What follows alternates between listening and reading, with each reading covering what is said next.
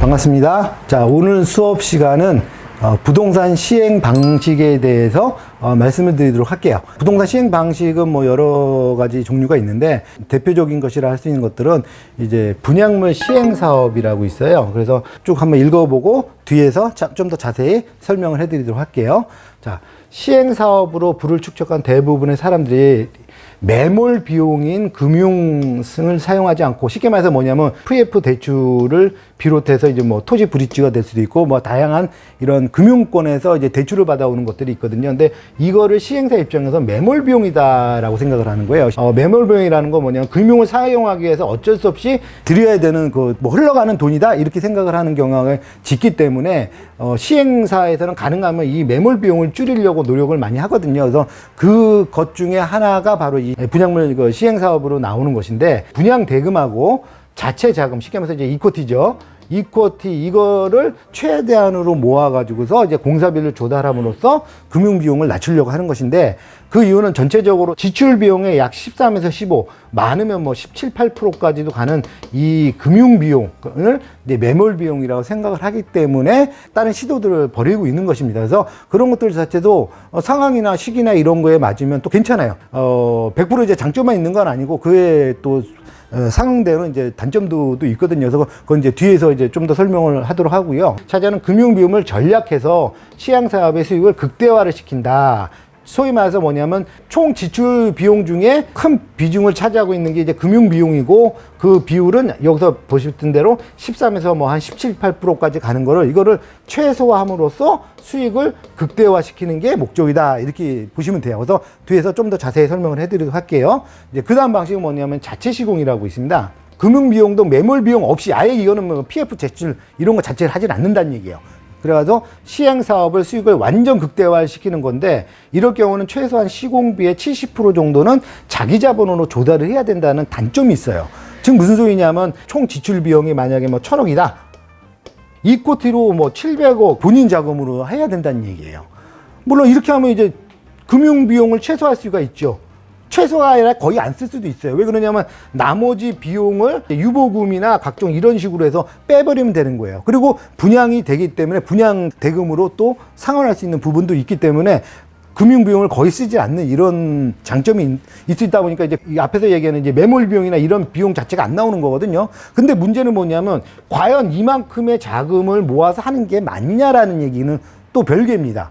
왜 그러냐면 수익을 극대화한다는 거는, 이거는 수익금을 극대화하는 것이고 수익률은 또 달라요. ROE라든지 ROA라든지 이와 같이 수익률 분석하는 기법이 있는데, 이 기법에서 봤을 때는 이코티를 많이 넣으면 그만큼 수익률은 떨어지는 거예요. 왜? 자기 돈 갖고 다 사업을 해버리면 되니까 레버리지 효과가 전혀 나오진 않는다는 얘기예요. 그래서 자금은 많아, 시행사 입장에서 자금은 충분한데 뭐 분양성도 문제가 없어. 그러면 굳이 금융 비용을 쓸 필요 없지, 그냥 내 자본으로 하겠다. 뭐 그것도 좋은 방법 중에 하나예요. 그런데 문제는 뭐냐면 수익금은 최대 극대화 시킬 수는 있으나 수익률 입장에서는 일단 기본적으로 자기 자본이 높다라는 거는 분모가 높다는 얘기거든요. 분모가 높아버리기 때문에 당연히 수익률은 떨어질 수밖에 없는 반비례적인 성격을 갖고 있기 때문에 그렇습니다. 그래서 요거는 별개의 문제로 좀 보셔야 될 것 같고요. 자, 이거는 만일의 경우 중도금 조달이 어려울 때도 뭐 준공을 해야 하기 때문이다. 어차피 이제 PF 대출이나 이런 어떤 매몰 비용을 최소화시킨다 이 뜻인 것입니다. 그래서 개발 사업은 나대지의 미확정 담보물인 건물을 준공하는 사업이고, 따라서 건물이 준공된다는 확신이 없으면은 사업 수익은 신규류에 불과하다. 이건 뭐 그냥 참고적으로 이해를 하시면 될 것 같고요. 다음 페이지에서 좀 더 자세하게 볼게요. 자, 앞에서 말씀드렸던 시공사 분양물 공사를 좀 더 자세히 보게 되면은, 자, 한번 첫 번째 읽어보도록 할게요. 간혹 입지가 우수해서, 이게 조건이 첫 번째예요. 두 번째는 이제 분양성이 좋다. 그러니까 입지가 우수해서 분양은 전혀 문제가 없다. 근데 시행사 입장에서 이 금융 비용을 최소화를 하고 싶다. 두 번째. 이럴 경우에는 시공사의 공사비를 분양 대금으로 지불하고자 하는 사업 시행사가 있는데, 이럴 경우에는 고려한 사항이 있다. 지금 무슨 소리냐면은 이 시공사 분양물 공사를 하는 거에 가장 근본이 되는 건 뭐냐면, 시공사에서 공사비를 조달을 해주는 거예요. PF 대출금으로 이제 공사비를 조달을 하잖아요, 시스템 자체가. 근데 이게 너무 비용이 너무 과하니 이 PF를 최소화해가지고 시공사에서 니네가 공사를 하니 이거에 대해서 조달을 해주는 게 어떻겠느냐. 이게 바로 시공사 분양물 공사예요. 그렇기 때문에 다 되는 게 아니에요. 이게 조건이 상당히 까다롭습니다. 첫 번째가 뭐냐면 입지가 우수해서 분양성이 좋아야 돼요. 왜 그러면 이거 시공사 분양물로 한다는 전제는 뭐냐면 시공사에서 이거 분양성을 다 체크를 합니다, 먼저. 그래가지고 실제로 분양이 문제가 있느냐 없느냐를 따집니다. 왜 그러냐면 분양이 문제가 있다라고 하면 시공사가 그 공사비 본인들이 조달한 걸 나중에 못 받을 가능성이 높아지기 때문이에요. 이거는 시공사에서 아주 철저하게 검토를 합니다, 보수적으로. 그 다음에 이 자체가 메이저들 외에는 못해요. 메이저 시공사들, 소위 말하는 우리가 알고 있는 한 10개 정도의 이런 시공사들이나 자금을 조달할 수 있는 능력이 되는 거예요. 그리고 최소 단위가 한 1,000억 이상은 돼야 돼요. 1,000억 이상 정도는 돼야, 그러니까 시공사 입장에서 분양성에 전혀 문제가 없어, 입지가 너무 좋아가지고. 그리고 1,000억 이상은 돼. 그래? 그러면은 내가 이 공사비를 내가 조달해가지고 할게. 쉽게 말해서 시공사 분양물 공사다. 이거는 뭐냐면 시행사랑 플러스 시공사랑 공동사업이다, 이렇게 보시면 돼요. 그래서 시공사는 자기가 공사비를 조달해 주는 것이고, 시행사가 나머지 비용을 조달해 가지고 합쳐서 하는 시행사업이다라고 보시면 됩니다. 근데 그 조건이 앞에서 말씀드린 대로 까다롭다는 거예요. 그래서 할 수 있는 업체도 국내 한 10개 정도 업체, 메이저 업체밖에 안 되고, 그 자금도 최소한 1,000억 이상은 돼야 된다라고 이제 보여집니다. 그래서 이런 공사를 뭐 서울에서도 했었고요. 그다음에 특히 대구 쪽에서 많이 했었습니다. 그래서 시공사 분양물 공사가 되게 되면 시행사 입장에서는 되게 편해요. 왜 그러냐면 그만큼 PF 조건 자체가 작아지니까 금액이, 그러다 보니까는 그 매물 비용을 줄일 수 있는 장점은 있어요. 근데 반대로 시공사 분양물 공사가 되면은 공사비가 올라가요. 평당 650을 해야 될 거를 700 정도로 이렇게 올라갑니다. 왜? 시공사에서 조달을 해야 되잖아요. 자체적으로 돈을 조달해 가지고 오는 사례들도 있어요. 그렇기 때문에 당연히 공사비는 올라간다고 보셔야 돼요. 근데 이제 공사비 올라가는 금액과 금융 비용이 발생하는 그 비용을 비교해 보니까 그래도 이게 낫더라는 거예요. 그렇기 때문에 이제 시공사 분양물 공사를 하는 것이고요. 현재 담보대출한 금융기관이 지상권 사용 승낙을 해줄지 여부, 그러니까 일단 대출이 있는 경우에 얘기하는 것이고요. 그래서 조건은 뭐냐면 당연히 이거에 대해서 순위를 정합니다. 순위를. 그래서 이 순위는 뒤에서 보도록 할게요. 공사비가 대체로 시행사 자기 자본보다 크기 때문에 당연하죠. 왜 그러면 직접 공사비가 뭐 700억이다. 그러면 시행사 자기 자본 해봐야 기껏해야 뭐 100억 되겠습니까? 레버리지 효과 때문에. 그러다 보니까는 간혹 시공사에서 공사비 증액을 빌미로 유치권을 행사하여 시행권을 빼앗아 버리는 경우도 있다. 이게 요런 단점이 좀 있습니다. 요런 건 좀 실제 사례들이 있는데, 시행사랑 시공사랑 결국은 공동사업을 한다는 개념인 거거든요. 그러다 보니까 시공사 입장에서는 우리 공사비를 우리가 조달해서 하는데 왜 그러니까 금액을 올려, 공사비 증액을 해, 이런 식으로 이제 스타트하면서 토목공사 이제 들어가고부터는 이제 이런 식으로 해서 설계 변경을 통한 공사비 증액 같은 걸 자꾸 요구를 한다는 얘기예요. 그러면 시행사 입장에서는 이것도 안 받기가 상당히 어려워져요. 왜 그러면 공사비를 조달해 주기 때문에. 그러다 보니까 어떤 사례가 있냐면, 비율로 따지면 실제로 총 지출 금액에서 자기 자본이 차지하는 비율이 10%다. 그러면 공사비는 한 5, 60% 이렇게 가거든요.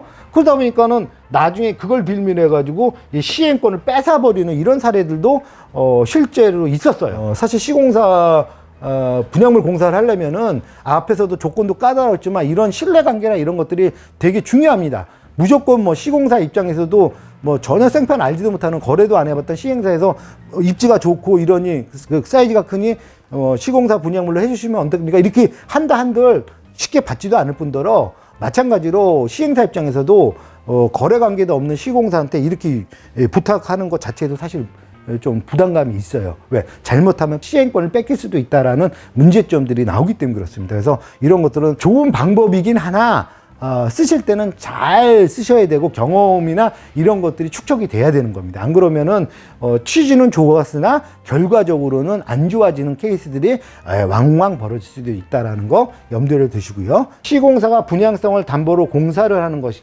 하게 되면 공사비가 아무리 작더라도 시행사 자기 자본보다는 크기 때문에, 쉽게 말해서 앞에서 배웠죠? 당연히 직접 공사비가 이코티보다는 클 수밖에 없는 구조예요. 그렇기 때문에 어느 시공사나 자기 사업이라고 생각한다는 거죠. 잘못하면 시공사가 이거는 시행사랑 나랑 공동 사업을 하는 건데 내가 돈을 많이 들였으니 이거는 내 거야 라고 착각할 수도 있다는 얘기예요. 예. 그렇기 때문에 당연히 내 투자액에 더 크니 수익을 더 가져가야 한다. 그러니까 수익을 가져갈 수 있는 방법은 없거든요. 왜 그러냐면 이걸 수익권으로 지분을 나누는 방식이 아니기 때문에 수익권은 무조건 시행사에게 들어갈 수밖에 없는 구조다 보니까, 그렇게 하면 수익을 더 가져올 수 있는 방법은 뭐냐? 공사비를 올리는 거예요. 그래서 공사비 증액에 통한 이런 문제점들이 발생하는 겁니다. 그래서 공사비를 중간중간에 계속 증액을 한다. 그래서 나중 뭐 처음에는 뭐 평당 650에 공사를 했지만 나중 되면 이게 뭐 750이 되고 800이 되고 이러한 사례들이 왕왕 벌어집니다. 가뜩이나 요새처럼 또 원재료가 폭등했고 뭐 이렇게 된 상황이면은 뒷감당이 못할 정도로 커져. 그럼 직접 공사비가 늘어났다는 얘기는 그만큼 시행사 수익금은 줄어든다는 얘기예요. 그게. 그래서 그거에서 이 시공사 분양물 공사는 다시 한번 말씀드리지만 어느 정도 커리어가 좀 쌓이고 경험이 쌓여져서 신뢰관계가 돈독해져야지만이 할 수 있지 않겠는가라는 말씀을 드립니다.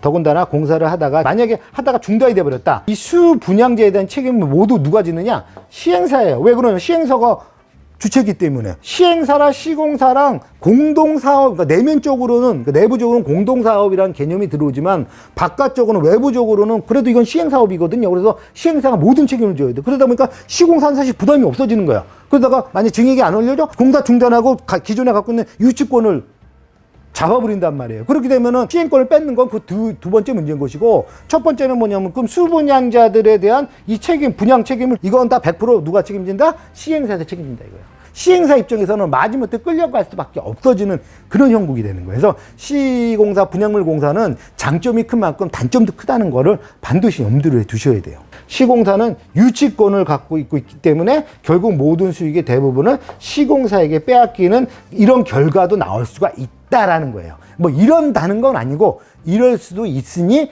조심을 하셔라. 그러니까 시공사, 분양물 공사는 좋은 시행 방법인 거는 맞으나 이것을 맹신을 하고 그거에 대한 어떤 커리어나 경험도 부족하고 그리고 시공사의 어떤 이런 신뢰관계가 돈독하지 못한 상태에서 써버리게 되면은 빼앗길 수도 있다라는 거를 항상 염두에 두시고 진행을 하시라 말씀을 다시 한번 드리는 것입니다.